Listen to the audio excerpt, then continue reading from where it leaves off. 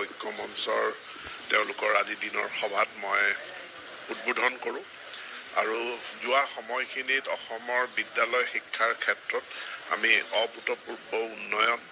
আৰু বিশেষকৈ শিক্ষাৰ মান আৰু লাৰ্ণিং আউটকামৰ ক্ষেত্ৰত আমি সফলতা লাভ কৰিছোঁ সেইটো মই বা অন্য আমাৰ ডিপাৰ্টমেণ্টে কোৱা কথা নহয় শেহতীয়া যিটো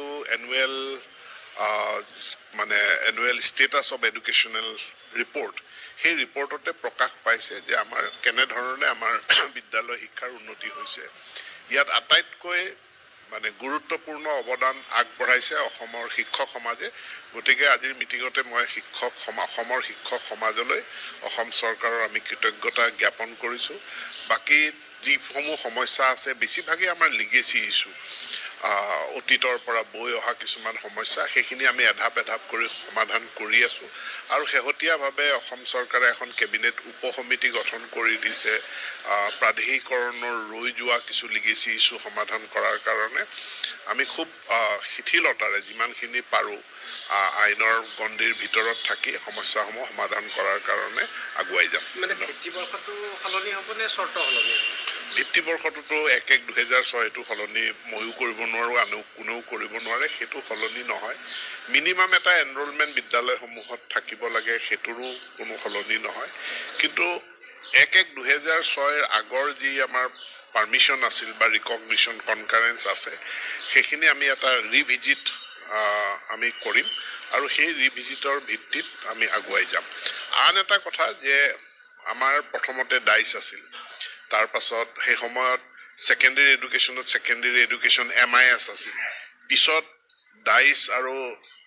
SEMIS-ক একেলগ কৰি ইউডাইচ কৰা হ'ল গতিকে ইউডাইচত যাৰ যি তথ্য আছে ইউডাইচৰ তথ্য অবিহনে কোনো প্ৰস্তাৱ বিবেচনা কৰিব পৰা নাযায় গতিকে ইউডাইচৰ তথ্য তাতে চনটো কোনটো হ'ব সেইটো আলোচনা আমি কৰি পেলাই ঠিক কৰিম বাজেট অধিৱেশনতে নিৰ্দেশনা দিছে কাৰণ আমিও আমাৰ ছাৰ্ভিচ ৰুল এমেণ্ডমেণ্ট কৰিছোঁ ছাৰ্ভিচ ৰুল এমেণ্ডমেণ্ট কৰি যিসকল ME ছেকশ্যনৰ যিসকল ছায়েন্স গ্ৰেজুৱেট টিচাৰ আছিলে তেওঁলোকেও ইয়াতে আবেদন কৰিব পাৰিব বা তেওঁলোকো আবেদন কৰাৰ কাৰণে যোগ্য বিবেচিত হ'ব সেইটো আমাৰ এখন এমেণ্ডমেণ্ট কৰা হ'ল আমাৰ ৰুল এমেণ্ডমেণ্ট কৰাৰ পাছত হাইকোৰ্টে কেছটো সমাপ্তি কৰিছে আৰু মই ভাবোঁ যে এতিয়া আৰু কোনো কেছ মোকদ্দমা নহয় আমি চিলেকশ্যন প্ৰক্ৰিয়া আৰম্ভ কৰিম আৰু নিযুক্তি প্ৰক্ৰিয়া আৰম্ভ কৰিম তেওঁলোকৰ ছিনিয়ৰিটিটো প্ৰধান শিক্ষক নিযুক্তিৰ ক্ষেত্ৰত প্ৰধান শিক্ষক নিযুক্তিৰ ক্ষেত্ৰত বহুকেইটা চৰ্ত আছে বহুকেইটা চৰ্তৰ ভিতৰত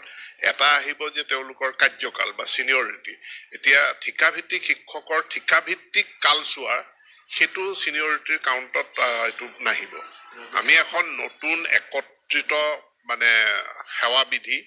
বিদ্যালয় শিক্ষাৰ কাৰণে ক্লাছ 1 to 12 তাৰ কাৰণে এখন একত্ৰিত সেৱা বিধি প্ৰস্তুত কৰি আছোঁ ইতিমধ্যে শিক্ষক সংগঠনসমূহৰ লগতো আলোচনা হৈছে আৰু ইয়াতে শিক্ষকসকলৰ পদোন্নতিৰ ব্যৱস্থা যাতে থাকে তাৰ কাৰণে বিশেষ দফা সন্নিবিষ্ট হ'ব এজন LP স্কুলত এছিষ্টেণ্ট টিচাৰ হিচাপে যি কেৰিয়াৰ আৰম্ভ কৰে তেওঁ ৰিটায়াৰো হয় এছিষ্টেণ্ট টিচাৰ হিচাপে তেওঁৰ কোনো পদোন্নতিৰ ৰিকুইজিট কোৱালিফিকেশ্যন থকাৰ পাছতো পদোন্নতি নহয় ঠিক তেনেধৰণে গ্ৰেজুৱেট শিক্ষক এজন তেওঁৰো পদোন্নতি নহয় গতিকে ইয়াত পদোন্নতিৰ এটা ব্যৱস্থা তাৰ সম্পূৰ্ণ গোটেই ষ্ট্ৰাকচাৰটো আমি সকলোৱে মিলি বনাম কিন্তু যাতে এটা পদোন্নতিৰ ব্যৱস্থা LP to PGT টিচাৰলৈকে থাকে তাৰ প্ৰবন্ধন এই সেৱা বিধিখনত কৰা হৈছে কি একজেক্টলি কি হ'ব মই সেইটো এই মুহূৰ্তত কৈ দিয়া সম্ভৱ নহয় কাৰণ আমি যিয়ে প্ৰস্তুত নকৰোঁ আমি বিধানসভাৰ মজিয়ালৈ যাব লাগিব কিন্তু প্ৰমোচনৰ এটা ব্যৱস্থা আমি প্ৰস্তাৱ কৰিছোঁ 65 পৃষ্ঠা হ'লেও তাত 5টা ভাষাৰ এখন প্ৰশ্ন কাকত গতিকে এতিয়াতো আমাৰ মিডিয়ামৰ সংখ্যা বাঢ়ি গৈ আছে আৰু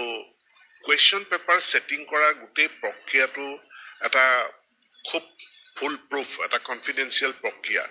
ইয়াত কি কুৱেশ্যন কেনেধৰণৰ কুৱেশ্যন হ'ব কিমান পৃষ্ঠাৰ কুৱেশ্যন পেপাৰ আহিব এইটো চেয়াৰমেনেও বৰ্ডৰ চেয়াৰমেনেও নাজানে মন্ত্ৰীয়েও নাজানে গতিকে তাৰ এটা বিশেষ SOP আছে সেই SOPত এতিয়া ইমান পৃষ্ঠাৰ কুৱেশ্যন পেপাৰ এখন আহিছে তাৰ কাৰণে মই আনচাৰেবল নহয়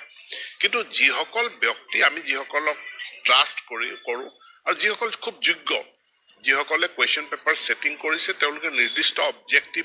পলিচি লৈ কুৱেশ্যন পেপাৰ ছেট কৰিছে মই ভাবোঁ যে ইয়াৰ পৰা কোনো সমস্যা সৃষ্টি হৈছে সমস্যা হোৱা নাই